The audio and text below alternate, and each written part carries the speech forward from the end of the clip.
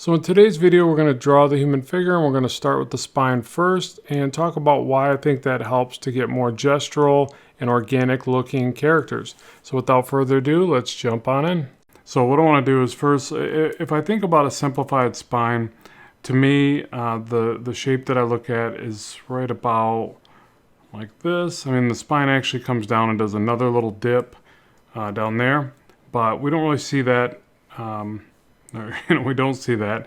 If you do see that, then there's a lot of skin missing there and fat and tissue and all that good stuff. But so something like this. This is the main curvature that I like you to pay attention to and think about. And what I think really helps you get characters that look a little bit more lifelike and a bit more energetic. If you always kind of consider this, I'm going to start with the side pose, just to show you what I mean. And actually, let's do something that looks a little more postured. So here's the other thing is, you can draw this right here for your simplified spine, but then if you stay to this, like always upright, then you're gonna get stiff poses anyways. You have to explore the different variations in the way the body moves, right? So let's try leaning the character back a little bit. So again, I'm gonna get that spine in here immediately, and then I'm going to build out from there and think about the rest of the body. I generally draw a little bit bigger and then I scale down when I'm doing this kind of example anyways. So we got the torso here.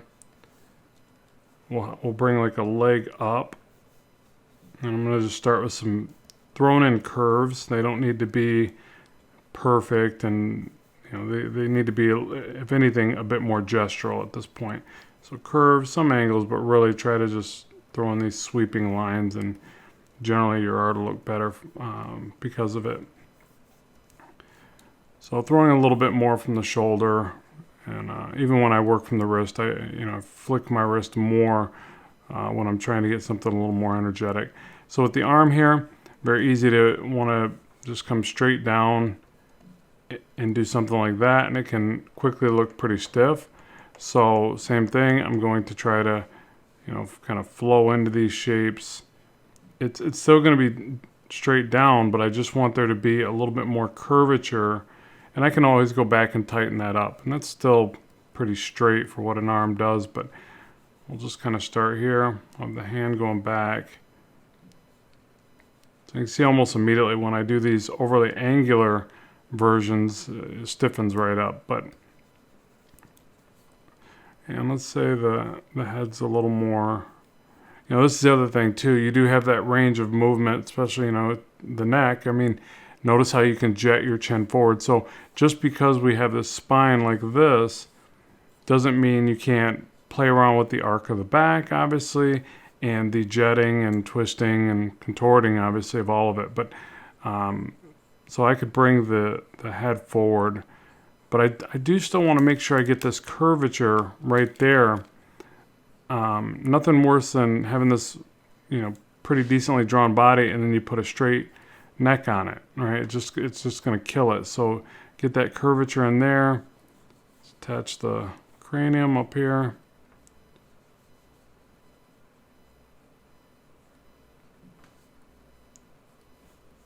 Something like that.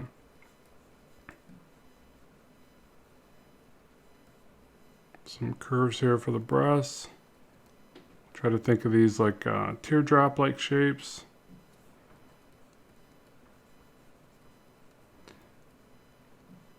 Okay, so now I'm refining a little bit more. Let's get really I should have the whole pose blocked in before I do that. So let's bring the other leg this way. Let's bring the foot down.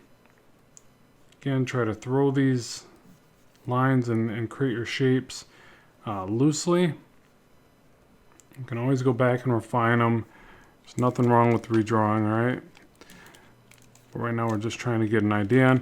But again, really paying attention to a spine. I want to say the neck would come down and the trapezius would kind of curve out just a little bit more like that. Here, back here somewhere. Neck muscles connecting behind the ear.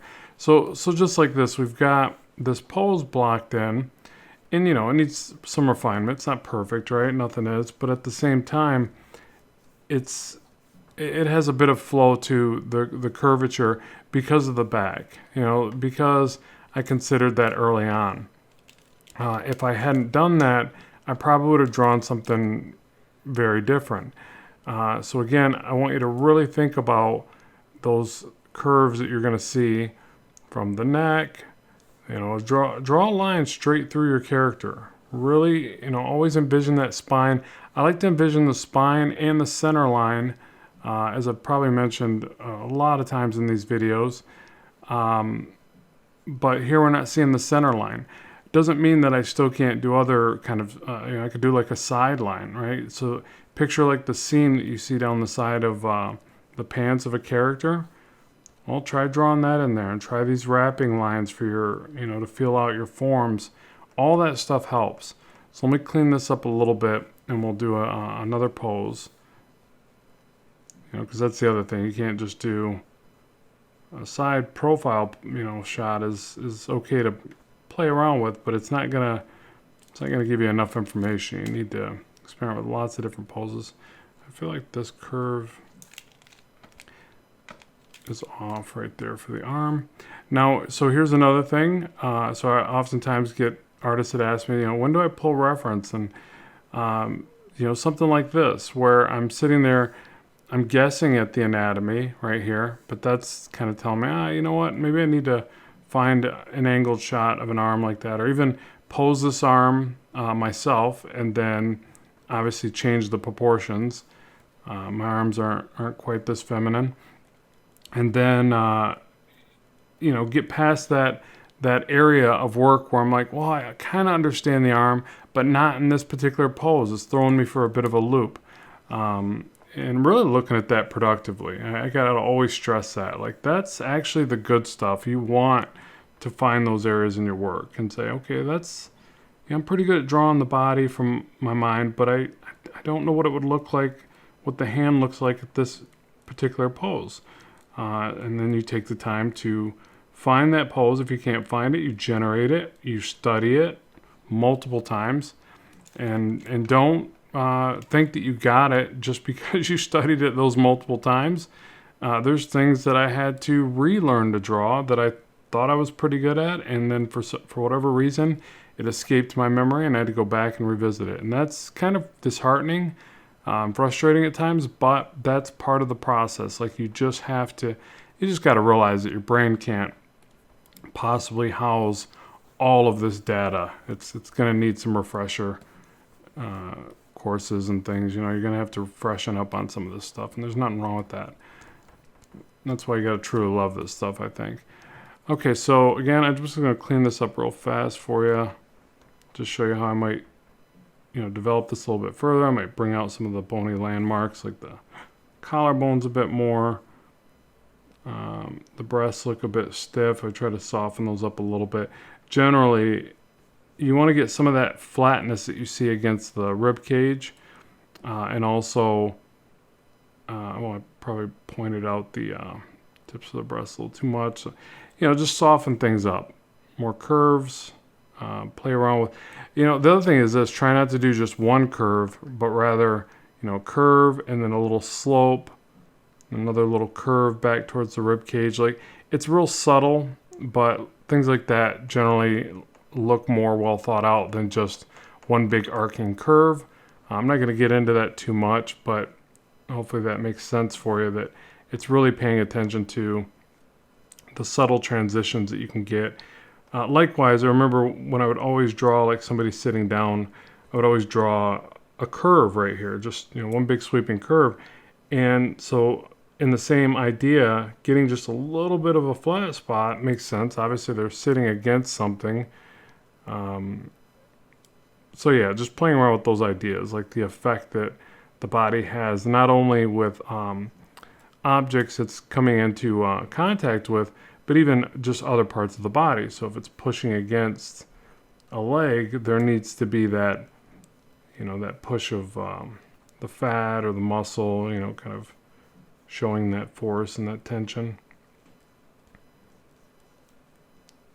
Now, I'll be honest, a lot of times I'm drawing imaginative characters, so I just, I don't put a ton of thought into it. But it is worth noting, like it does make a difference in your work. And if you're wondering why you're not improving, it could be something like that. It could be like you're not thinking enough about the stuff that, the effects that it might have in the body. I want to just say, maybe that's not the proper term, but what's coming to mind is kinematics. We had to study that for 3D. You have kinematics, inverse kinematics, and it's just kind of, or would it be referred to as kinetics? I always called it kinematics, so forgive me if it's kinetics, but just the energy and the way that it affects objects and things, and everything from gravity to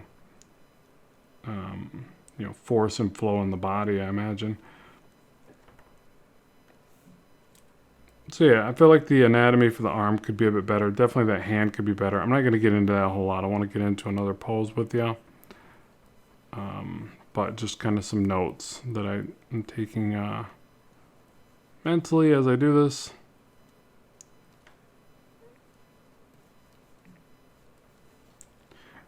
Alright, and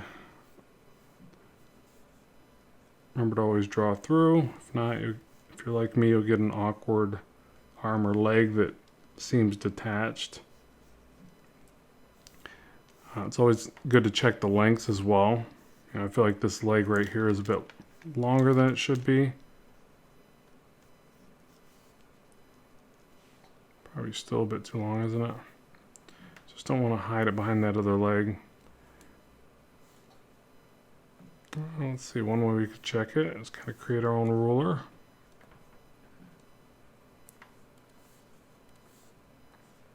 Move that over a little, then rotate it.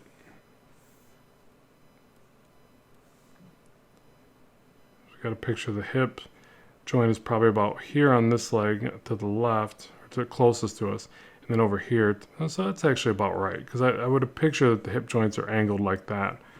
So, anyways, doesn't need to be perfect, I guess. No such thing, right? Okay. Oh. Somehow went to that next layer. So that ruler I created. Okay, so there we go. I won't get into this too much. You'd add, obviously, the other arm over here. Something like that.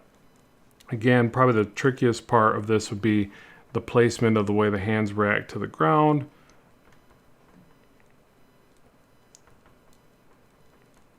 But, you would just go through all your steps to keep refining. I usually draw hands a couple times, right? So there's that. Let's get rid of this simplified spine there. Let's move her over. And again, I just want to stress, as with everything, try to really practice throwing a bunch of interlocking curves. Do that for the anatomy. Do that for the beginning of the illustration to get the flow. I probably didn't do it enough, but I just want you to be aware that if your characters feel stiff, you can soften them up with those nice flowing curvatures. And it's not as hard as you might think. It just takes a little bit of practice to look at it like that's just the beginning stage of the work, the gestural stage, and you're going to go back and edit it and tighten it up if you want.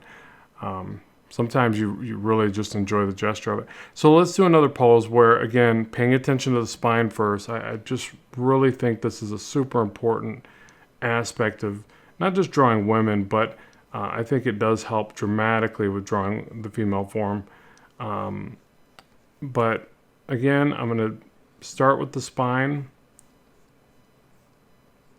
like this. Lower arc of the back is going to be right about there, that lower lumbar region right in there. The ever famous glutes. And so what I'll do here is I'll press one leg back, like this. Almost like a walking pose or a bit of a strut. And then the other leg forward. Okay.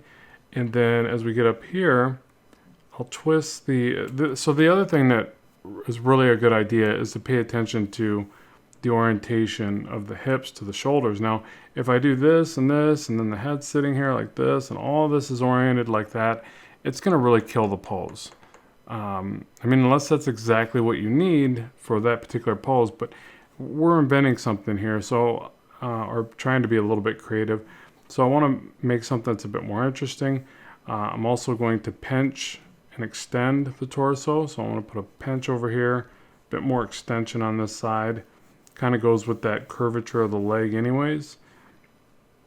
So let's bring that back. And then also you start getting better at trying to, twist through here and really paying attention to that.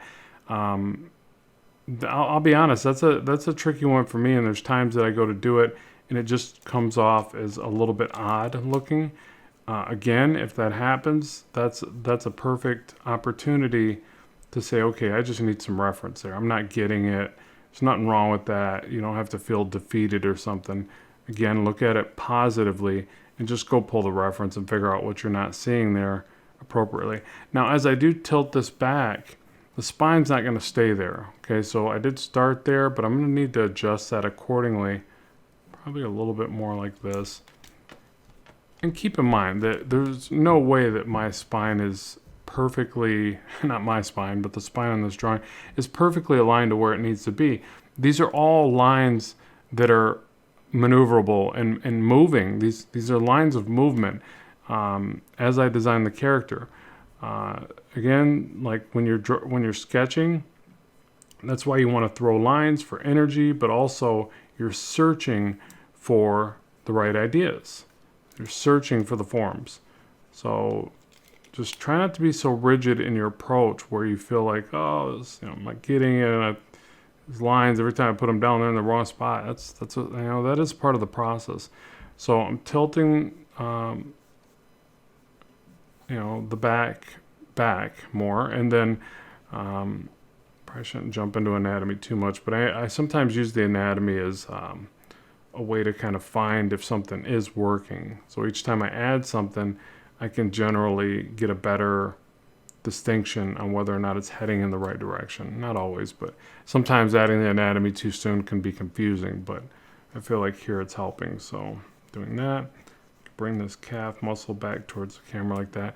So let's bring an arm up and away from us. So we'll push this away. Now remember, as you're trying to push forms away, you're going to really pay attention to the overlaps of the neighboring muscles. In this case, the deltoid is going to point, remember it's like a triangle, right? Upside down triangle, or in this case, pointing away from us.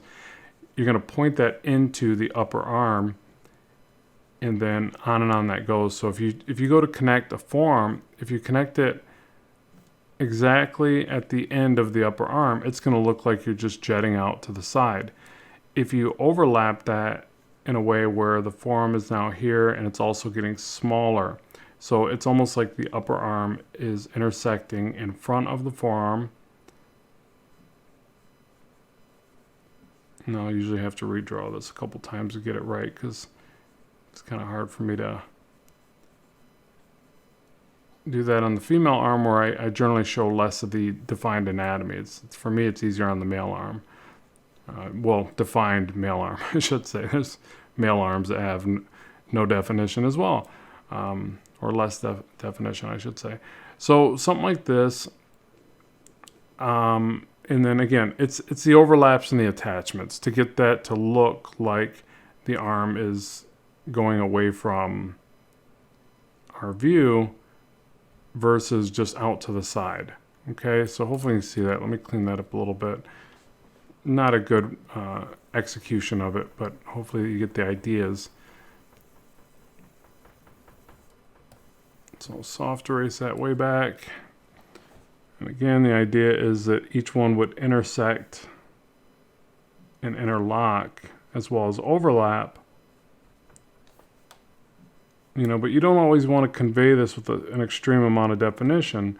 So again, that's kind of the harder aspect of this, is how to do this with less definition. If a character is overly segmented because of the definition, it becomes kind of easy to do this part. You've got all these extra lines to help you convey that, I guess. But so see how the wrist would go in front of the hand just a little bit. I kind of overdid that, but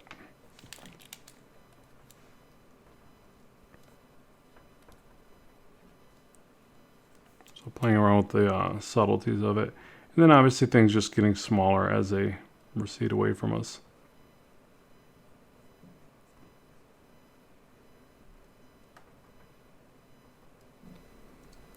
All right, I'm going to go ahead and time lapse this now, and forgive me, I know some of you comment and say you really like all the real-time stuff. It's just, I'm not the fastest, and when I get to certain areas like this where I'm just going to keep redrawing until I figure out the shapes, I feel like it's better to just speed through this and show you. But keep in mind that it's not that I always see this stuff perfectly. This is sort of that problem solving that I tend to do.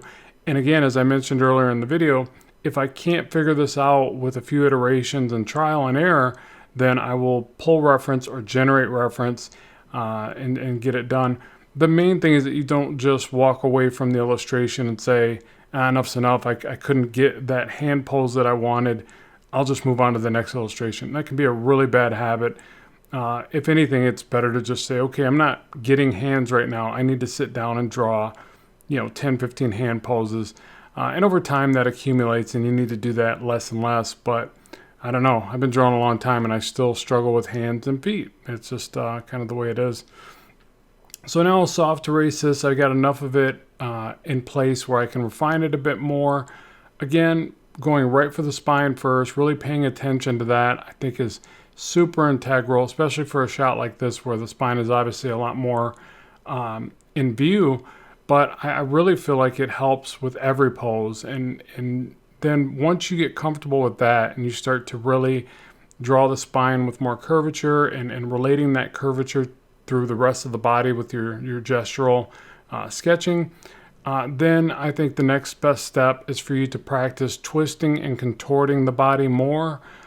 And another thing that you could do that would be a very deliberate study that I think would help probably 99% of us is I like to generate mood boards for all sorts of things now. And I didn't used to do this, but Storyboard taught me to do it. And it's a great thing for reference. So you can collect a series of ideas that just are kind of essentially focused around whatever it is you want to do. Put them on a splash sheet, use Photoshop, whatever you want to use. Many of these softwares can do it. You just paste them all up there like a collage, and it gives you a really good source of reference. Well, if you were to do that with the way the body works, so for instance, you start with some basic sitting poses or basic standing poses, and you mix in a couple that are a little more energetic and maybe cocky or super, power poses, but still standing. Or maybe even a little bit of, some strutting or something like that or whatever. And then the next one, you move to dancing or running or, just something with a bit more energy and intensity. And then maybe you jump into, some very advanced stuff where it's like full combat sports and intense athletic and aerobic activities. Even yoga, all these different things where you see the body and different movements and the energy being dispersed differently. So then I think you'll get a lot better understanding of the differences you are looking for. So hopefully you've enjoyed today's video. I would love to know what you think as well as what you'd like to see in the future. And please like, share, and subscribe. And more content is on the way soon. So as always, keep drawing, keep having fun, and bye for now.